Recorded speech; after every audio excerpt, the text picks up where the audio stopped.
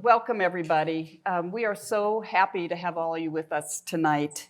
For those of you who I haven't met, which probably isn't very many of you, I'm Molly Stearns, and I am the Chief Development Officer here at Overlake. And on behalf of the whole foundation team, who have been circulating and you have, I'm sure, talked to, just welcome. We're so pleased that you can be here. It's an opportunity for us to get to say thank you to you for all you do.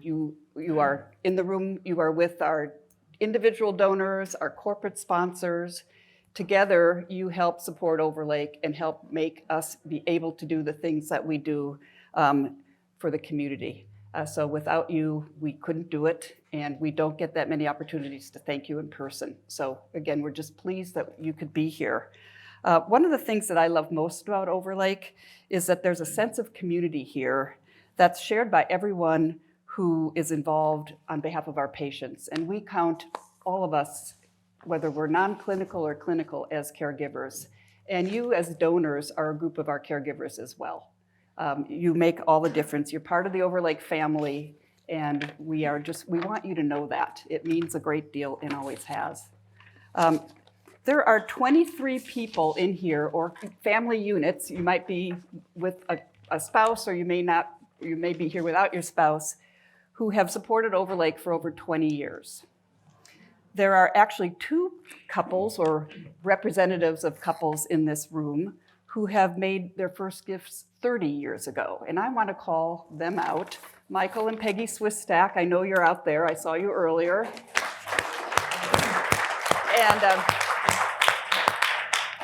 And Don Roberts, and he is out there, he and Patricia. So thank you. You know, and there are also 9 of you in here who made your first gifts to Overlake this year. And thank you. The legacy is continuing. And so we love seeing that. And speaking of legacy, there are 11 of you who have notified us that you have left Overlake in your estate plan, or as part of your estate plan. So thank you for that as well. The collective support that is representative of all of you here tonight means a great deal. Today, we're in for a treat. We're going to have a great conversation between our CEO, Mike Marsh, and our foundation board chair, Julie Sun. They'll answer questions that you have submitted. There were some pre-submitted questions, and they have a few of Julie has a few of her own. So we're looking forward to that. Most of you know Mike. He joined Overlake as our CEO 10 years ago, and is now the longest standing healthcare CEO in the region. Think of that. That's amazing. Be careful on the clip. It's kind of damned by faint praise. Yeah, exactly. I'm not sure it's a compliment, but anyway. He's served in various healthcare leadership roles for the past 40 years. So he's led us through a decade of tremendous growth in areas that matter to healthcare. That includes quality, patient experience, and culture. This has not gone unnoticed. Mike was just recognized by the Puget Sound Business Journal for the 3rd year in a row as one of the top 100. And something that you may not know about Mike is that it was a private pilot for 10 years. Yeah. Many of you also know Julie Sun. Julie served on our Overlake Foundation Board of Trustees since 2016, is now in her 2nd year as our board chair. She also serves as the foundation representative on the governing board. Julie is currently an assistant dean for advancement at the University of Washington School of Social Work. She has been a fundraising executive at Cornell University, and prior to that, Overlake. So something people don't know about Julie is that her undergraduate degree is in music, and she's an accomplished pianist. So, yeah, maybe. So, Julie, I'm going to just turn it over to you to take over. All right? Thank you, Molly. It's so wonderful to see so many familiar faces and longtime friends of Overlake, and also new faces here. So, thank you for joining us. As Molly mentioned, a fun fact: I worked for Molly back many years ago, and it's just so fun to bring our communities back together, and a group of all of you and new donors, and really be in the space together to celebrate our past and our current and then our future as well. And so there's always fun in fundraising, and so it's really great to have all of you here today. I'm also reminded of an old photo, and many of you have seen this photo. It's a historic photo of back in 1960. It took place at our first groundbreaking ceremony. And it's a beautiful photo. There's some children in the photo and actually some parents of some of our donors here today. And that photo captures a community of community leaders like yourself that gathered, that had a vision to have this wonderful hospital that we all get to use and have our family members use. And they rallied for 7 years. They took 7 years from 1953 and really gritted it out for 7 years, raising funds for the hospital. And then we had our first groundbreaking opening of a 56 hospital bed hospital. And with that, now fast forward, we're a 349 bed medical center that is nationally recognized.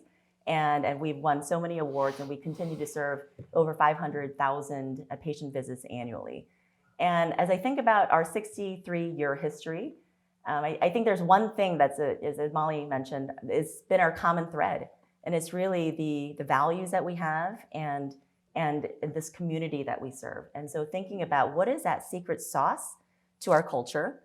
And I think the secret sauce remains lifelong friendships as you build this community and hospital together. And I know many of you are still lifelong friends and have really volunteered your time and resources and energy to build this hospital to what it is today.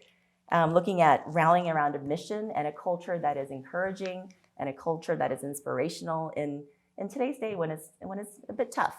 And so behind all of that is our fearless leader, Mike Marsh, and leading our culture and leading our institution. And I've gotten to know Mike in the last 8 years, and I know many of you have worked with Mike throughout the years as well. He has been such an inspirational leader, especially during such tough times, especially in the last few years.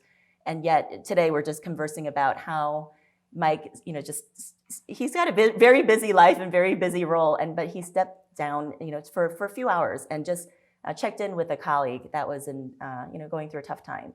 And that human connection that he continues to build, leading with a lot of authenticity, a lot of compassion, and as you can hear, he's got a wicked sense of humor as well. So we'll hear some of that throughout today. But and so thank you for chatting with me today. First question I'll lead with is you lead a very large and complex institution, and looking at just where we are headed today. What are the values that you bring to this organization? Okay, well, first of all, before I answer your question, I too want to express my deep appreciation for this community. I took my first healthcare leadership job in 1985. That was 38 years ago. These are the best 10 years of my career. And so that's in part because of the incredible people in this community, the privilege of the staff that I get to come to work with every day. And, literally I coined a term early on in my time here that Overlake was built for the community and by the community. And every time that I'm in an event like this, I'm reminded and inspired by the many acts of kindness and resource and service that you have played, both big and small. And literally, you are saving lives. Literally, you are saving lives with that service. And that's no small thing for you to be giving your hard-earned time and resource to. So from the bottom of my heart and from the top of my career, I want to tell you that it means a lot to me to be in a place like this. In terms of the values that drive me, or that, I guess that was your question, the values that sort of propel me along, I think the first really is admiration. Being in healthcare for 38 years, I've seen a lot of things, and I can tell you, and I learned a few, and I can tell you that what I've seen is that even though I don't always agree with different organizations and how they're run and different aspects to them, what I can tell you is the people that are drawn to healthcare are good people. They're good people here at Overlake. They're good people that work for our competitors. They're people who are drawn to a life of service. So part of what the values that I lead with is a value of admiration. Someone said to me, as a leader, all I'm really looking for from you is hope. All I really want is hope. And then I thought, oh boy, that's a pretty big, I gotta give hope. And I then was told, you can't be inspiring unless you're inspired. And I'm inspired every day.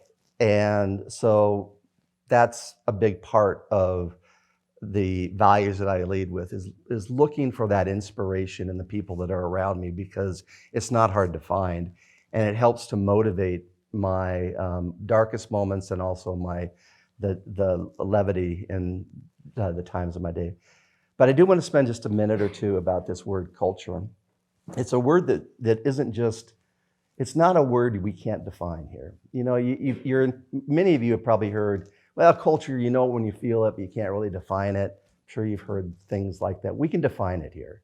We spend a lot of time thinking about it, talking about it, hiring for it, evaluating for it. So what is it?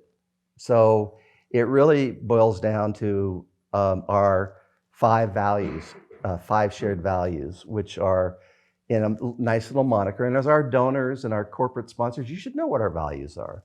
You should know what our culture is. So it's I care, and a nice little mnemonic for you to remember. The I stands for integrity.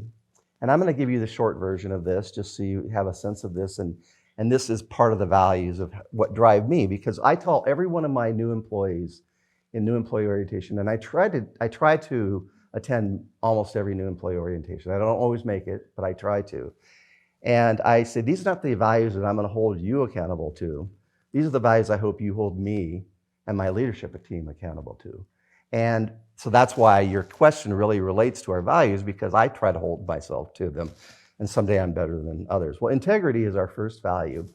And here at Overlake, we go beyond the concept of integrity as being true to one another.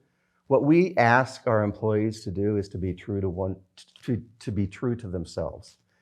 We have about 3,600 employees here, every generation from all over the world, many of whom have never worked in healthcare before. Others have been in healthcare for decades.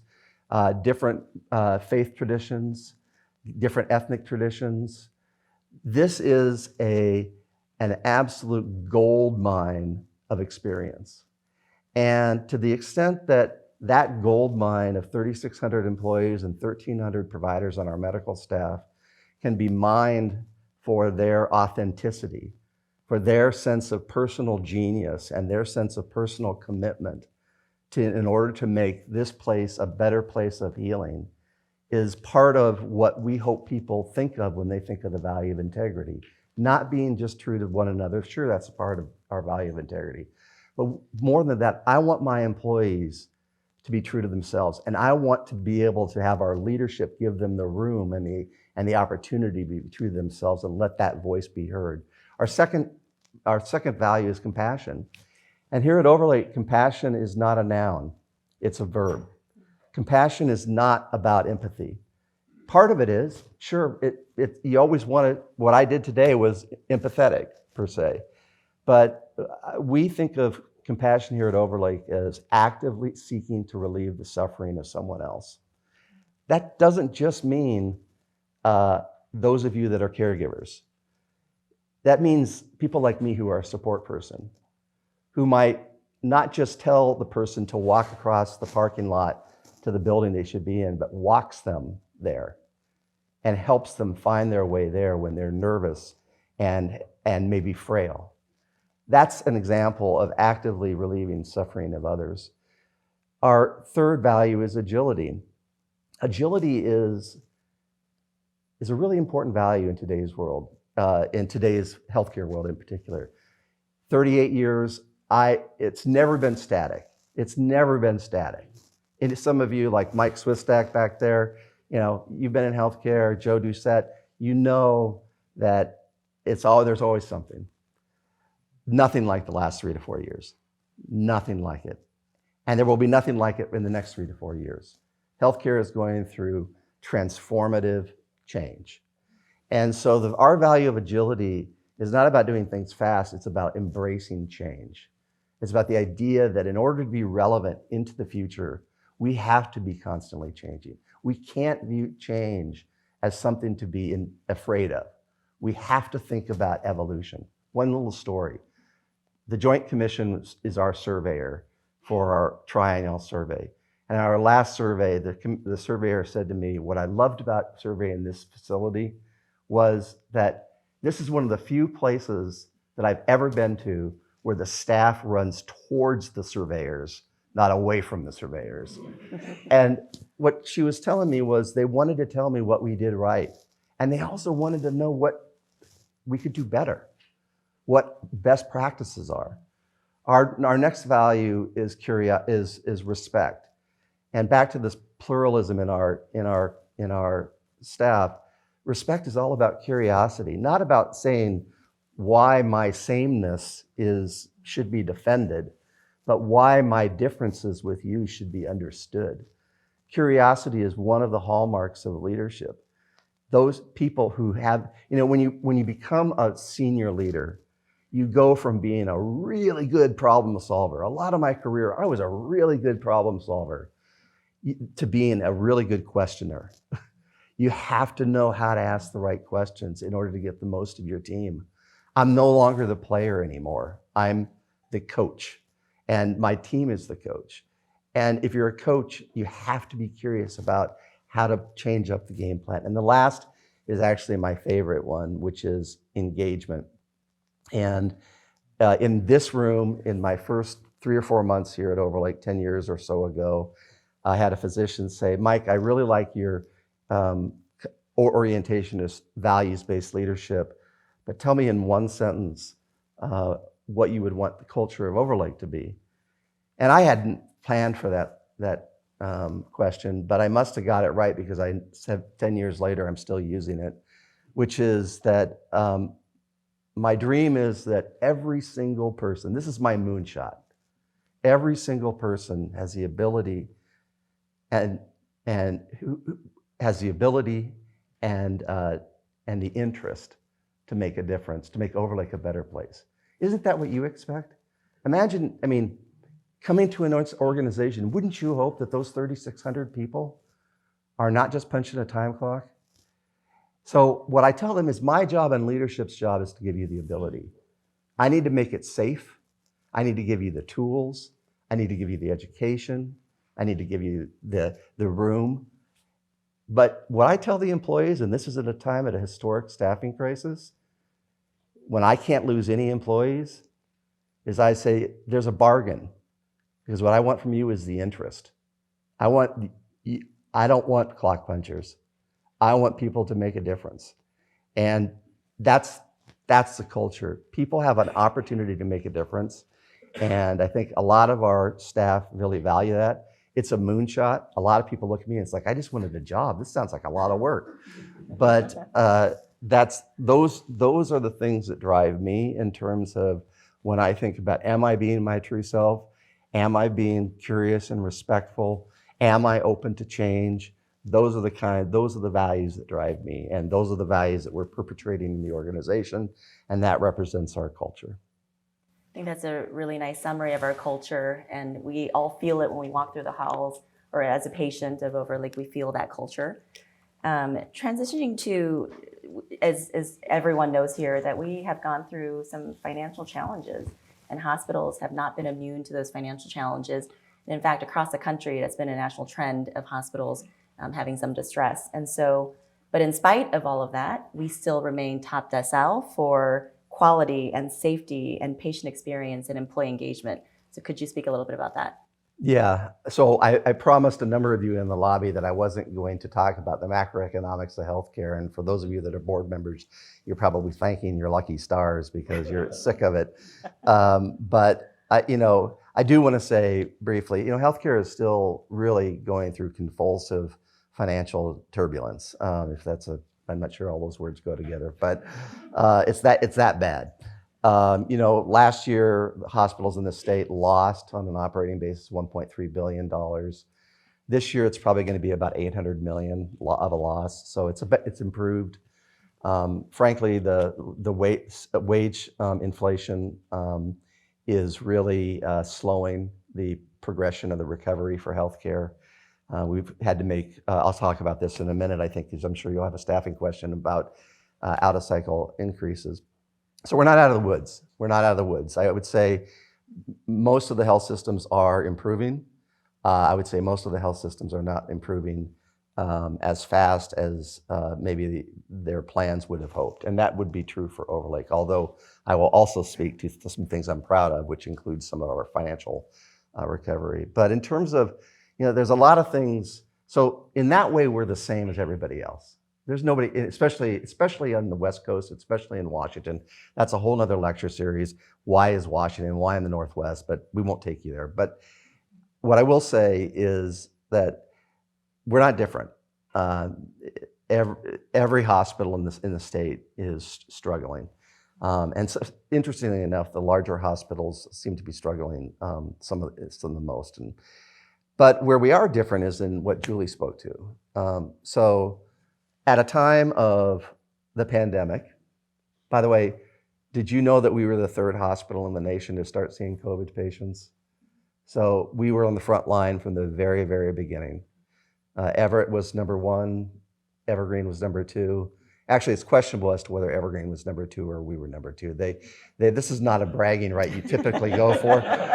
But when you're in my job, these are the kind of weird, dark moments you have for, you look for the best. So the COVID pandemic right at the beginning, and then we were in the middle of our largest campus development project in our history, Project Future Care. And we evolved into a financial crisis and a staffing crisis. And still we're in the financial crisis and staffing crisis. During that time, our patient experience scores went up, not down. I told the people who were leading our Project Future Care, and Tyler Tompkins in the back as one of our GLY principals for our contracting project, and Tyler probably can quote me on this because I'm sure you were in at least one meeting where I said this, is I never want this project to be an excuse for a deterioration of patient experience, ever. And it wasn't. We did everything we possibly could. GLY did a fantastic job helping us with that. But, in terms of, we've been on a journey. When I arrived here, this has always been a good hospital, always. But we were in, like, for patient quality and safety, we were in the 60th to 75th percentile. In patient experience, we were in the 50th to 75th percentile. In engagement, about the same. And our call to leadership is we want to be in top decile. That was another moonshot. I wasn't sure if it was possible, but within a fairly short period of time, 3 or 4 years, we have become top decile in patient safety and quality. We are in the 93rd percentile for large, 1,553, I think it is, large hospitals across the country. 93rd percentile. That means only 7% of the large hospitals have better patient experience scores. And for the first time last year, we made the top decile for employee engagement, which is terrific. So that journey has been complete. So I really do believe that our ability to achieve that has largely been a function of this notion of culture. I mean, for any of you who went to business school and your professor said, no, I mean it, culture really does matter more than a P&L, more than a marketing plan. I mean it, it really does matter. And you say, yeah, that sounds like soft stuff. They were actually telling you the truth. And to your point, Mike, setting aspirational goals of patient engagement as one of your goals is a testament to your leadership as well, and really elevating our culture. Question about staffing, as we all also know that staffing across, I feel like many sectors, it's been a problem. And looking at the hospitals, we've had a shortage of many different hospital staff, and in particular nursing staff. So what are we doing to attract, retain our nursing staff? Well, there's some good news on this front. There's actually a lot of good news on this front. So I'm not going to declare victory, but I will tell you that Our turnover rates, so first of all, have to, for those of you that are not in healthcare, in different industries, you have to kind of readjust your mindset. A good turnover rate in a metropolitan hospital is less than 20%, meaning 20% of your workforce turns over every year. Most other businesses, you'd be saying, what? During the pandemic, there were multiple hospitals in the region that had turnover rates at over 40%. So our turnover rate right now across all of our job classifications is at pre-pandemic levels, which is terrific. I mean, I don't know any other hospital that fits that. Our registry rates, these are those traveling nurses you heard so much about and the expense associated with them. Those also are at pre-pandemic rates. So for the clinicians in the office or in the auditorium, they can tell you the implications of having travelers versus people who are who are committed to the organization and the organization's culture and that sort of thing. So we have made some progress, but I will say this before I go into what we're doing about it. There's the pipe. People are not filling up the pipeline. Nursing school admissions are at the lowest they've ever been.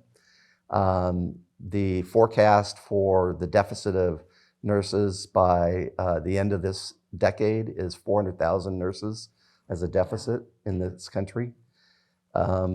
We have, just as an example, to give you some sense, we have 3,600 employees-ish, 3,600 to 3,700 employees. 900 are nurses, just to give you some sense of how central they are to our operating as an organization. So that's one thing. And the second thing is the demand is super high. So even though we are starting to see we're recruiting record numbers of people. The last 2 years, we've outdone our own records. We recruited over almost 1,000 people last year into Overlake. So we're recruiting lots of folks, great folks, really talented folks. But the demand is so high. It's like, after COVID, everybody wanted to see the doctor. After COVID, everybody wanted to get imaged. After COVID, everybody wanted to get a lab test. And so there was just so many different aspects to that.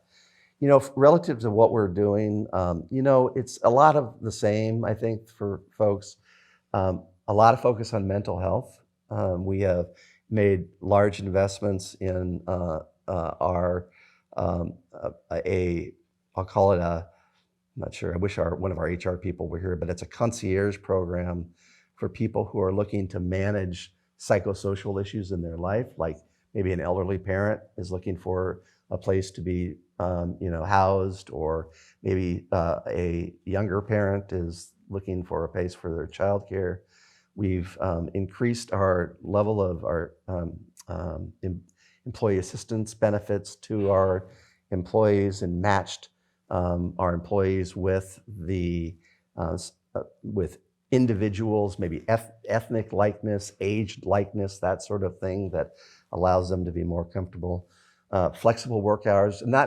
It's difficult to work from home when you work at a hospital, but we are trying to, where possible, have flexible work hours, development opportunities through the generous contributions of donors, frankly. Our tuition reimbursement program is the most robust tuition reimbursement program in the region. But we also do more than that. We've put in career ladders throughout the entire organization. I was just two stories. My executive team, my direct reports, I think I have 12 executive reports.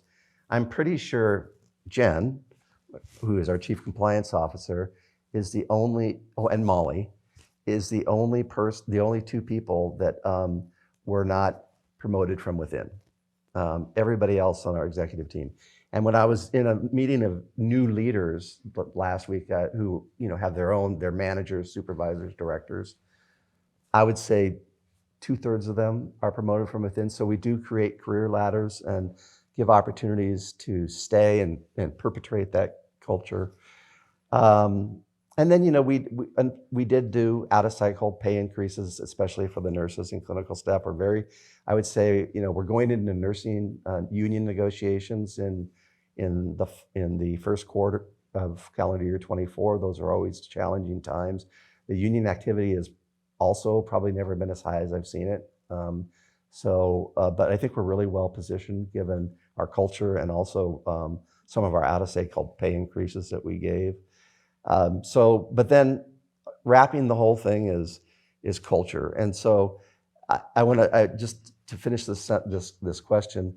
When I round, it's almost like I feel like I'm walking into a movie, because I seek employees who haven't been here for very long, and I will, a year or 2 years, and I'll ask them, so tell me your observations about Overlake. And I want you to be honest, really. I turned my badge around. I'm not the CEO. I want you to be honest. Tell me what do you observe here? I really try to promote, as much authenticity. And almost like clockwork, I hear the same thing every single time. The first two things out of most people's mouths are two things. And then there's a third that's a close second to the first two. The first is culture. I hear the culture here is different. I came here because I heard the culture was different. The second here, people work together here in teamwork. So one of the things, if you worked in healthcare, Mike Wade, who's a former employee, is, Mike was here 22 years. He knows a little bit about healthcare culture. And healthcare culture typically works in silos, meaning, if you work in the ED, you think your team is great, but you may think the ICU team is horrible. Or if you work in the inpatient surgery area, you're the most lean, fighting machine there is, but the people in the sterile processing department can't get it together. That's what working in silos is about. We really try to, silos are very efficient, they're just not very effective.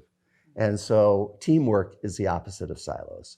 And so what I hear from new employees is the teamwork is good. And then the third thing I hear, which I'm really proud of, we have about 175 people on our leadership team. And so when I talk about leadership, that's who I'm talking about. What I hear is I know my manager and they have my back. At the place I was at before, I didn't even know who my manager was. And, mid-managers, we all know, many of you have run businesses, been in senior level positions in your organizations. Mid-level managers literally are what makes an organization run. You have a strong mid-management, you have a strong organization. So that would be how I would answer how we're addressing the staffing crisis. And in particular with the nursing staff, I've felt that culture with the leadership passing along their values and the inclusiveness, and you really feel it when you're walking through the halls as well. To transition a little bit, I know we have many new services and procedures, and as an innovative hospital, we continue to evolve and grow. And so are there any procedures or services you'd like to highlight? Well, first of all, I just want to remind you, we just came off Project Future Care, so we're a little bit in capital preservation. So there is a quality of, we have a hangover called Project Future Care. And so our appetite for projects is a little lower than it has been.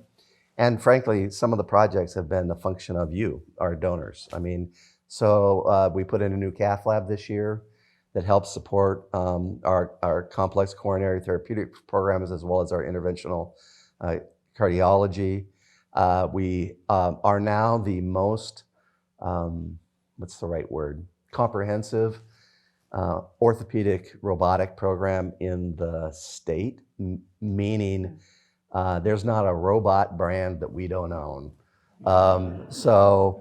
That allows, each robot has slightly different strengths to them, so it allows surgeons to approach the complexity of the human condition and anatomy in different ways and preferences. That was done this year.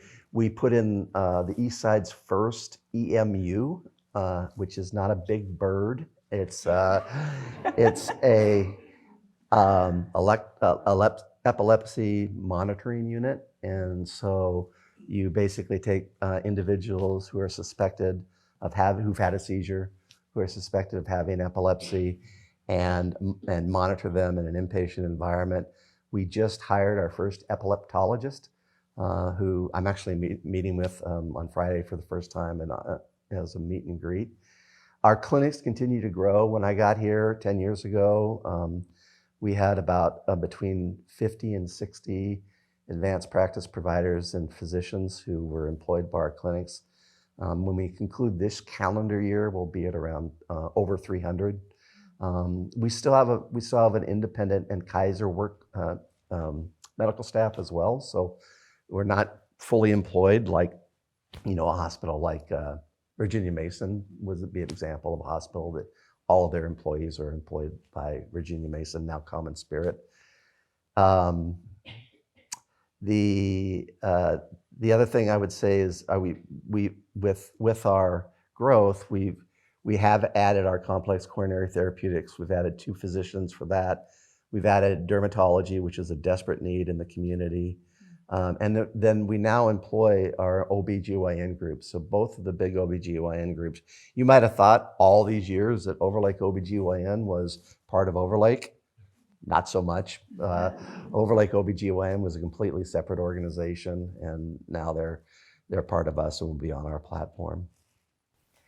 So great segue to, we're here because you've been supporters of the hospital, and we had a record-breaking year.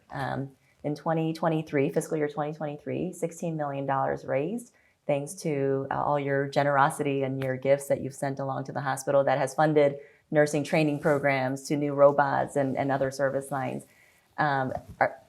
What do you think is key to philanthropy? How do you define philanthropy and the impact of philanthropy? Yeah, you should answer this question. Actually, I mean, I'm a babe in the woods. I mean, Molly's taught me everything I know, so I've learned truly. I think the key to philanthropy is having something to sell.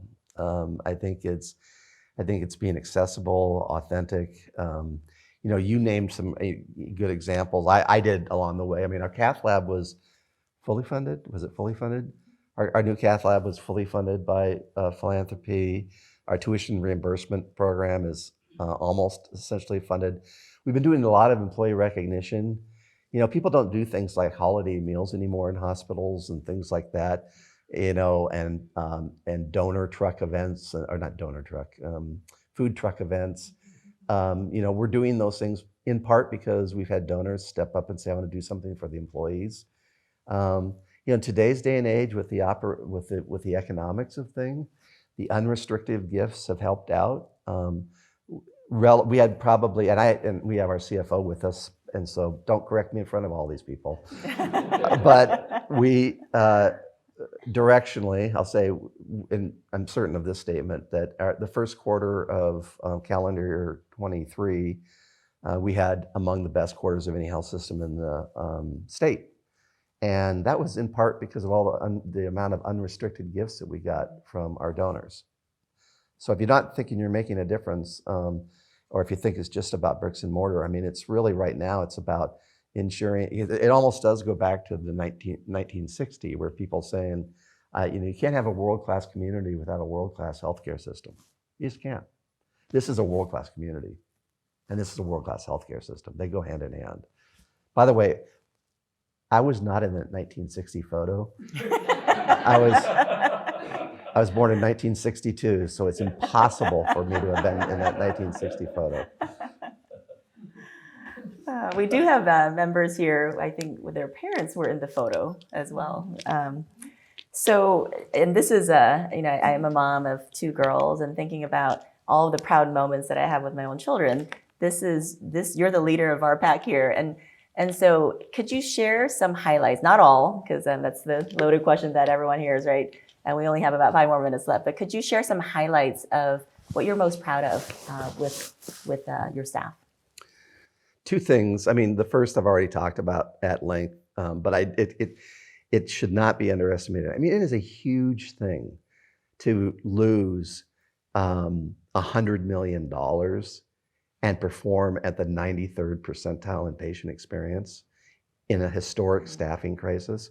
Think about how many of you went to restaurants in the last 3 years and saw signs saying, I'm sorry, the wait's going to be a little bit longer.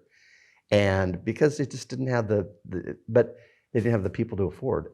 So to be in the 93rd percentile, now I get it. I mean, if we had more time, we'd talk about, what about this surge status? How come I heard about my neighbor, or I had to wait, 12 hours in the ED to get a bed? That's a real thing. And that goes back to the demand and the supply.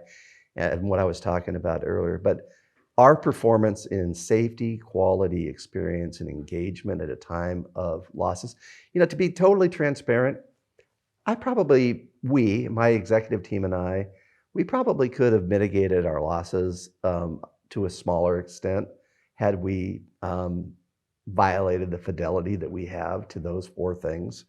And we choose not to, because our whole reason for being is to create a high quality, safe patient experience.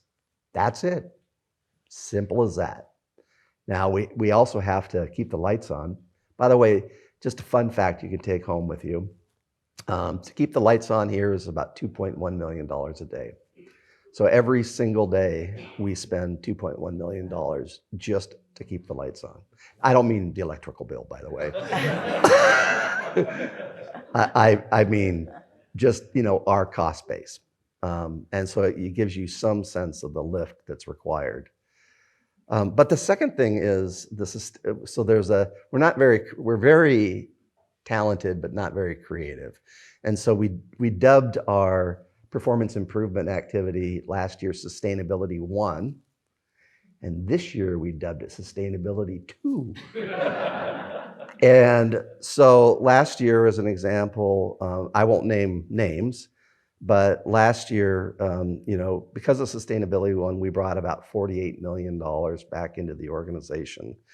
And while we still lost, record about $50 million during the year, had we not done that because of all these other things we did, like the out-of-cycle pay increases for the nurses and things like that, we would have been like a lot of the surrounding hospitals, or not a lot maybe, but most at about, for our size, $100 million loss. So we cut our loss by half. So I'm really proud of the work effort that has gone into our sustainability work, and at the same time, surprisingly enough, morale seems relatively high, at least by my judgment. I mean, obviously, we've always got room for opportunity.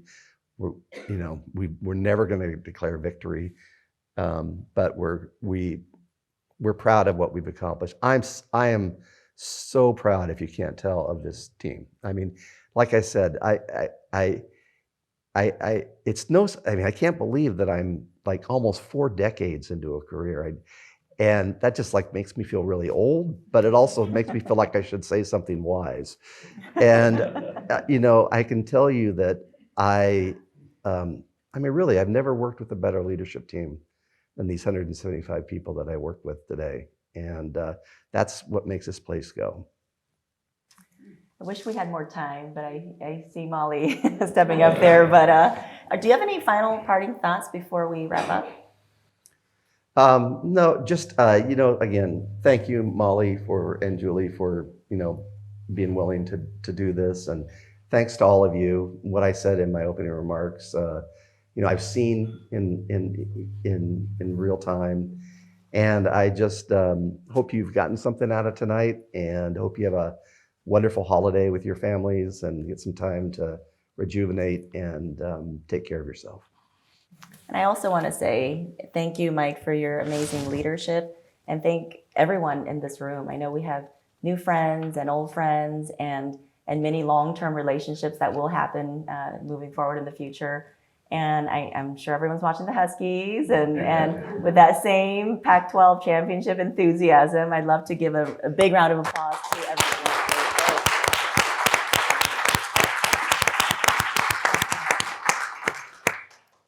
All right, well, thank you, really. You've been thanked a lot tonight, and it's heartfelt, so we really do appreciate what you do, and also for your willingness to be here tonight. And thank you, Julie, and thank you, Mike, on behalf of the team, our foundation team here. You've done us proud, so thank you. As a small token of our appreciation, in addition to being thanked a lot tonight, and hopefully you enjoyed the food and the drink, on your way out, you will grab a little packet of gift cards that are actually reproductions of photos from our new art collection that we were able to install as part of Project Future Care. So take that as a small appreciation of a tangible appreciation of what you do for us. Mark your calendars, May 4th, Bandage Ball. That's coming. I can't believe it's almost going to be time to really get serious about that. Jen's in the back already, I know, doing a lot of thinking about that. And please stay. There's still food and drink out there and people you probably want to continue to finish having conversations with. But just thank you again. And we'll happy holidays to all of you. So thanks. Thank you. Thank you. Great job.